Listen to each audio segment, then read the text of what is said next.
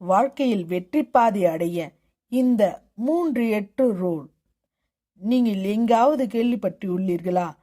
8-8-8 rule. ஒரு நாளின் 24 மணி நேரத்தை 8-8ஆக பிரித்துக் கொள்வோம். 8 மணி நேரம் கடினமாக உழையுங்கள். 8 மணி நேரம் நன்றாக உறங்குங்கள். மீதமுள்ள 8 மணி நேரத்தை 3F 3H 3Sக்காக ஒதுக்குங்கள். அது என்ன? 3F 3H 3S. 3F நண்பர்கள், குடும்பம், faith. 3F family, friends, faith.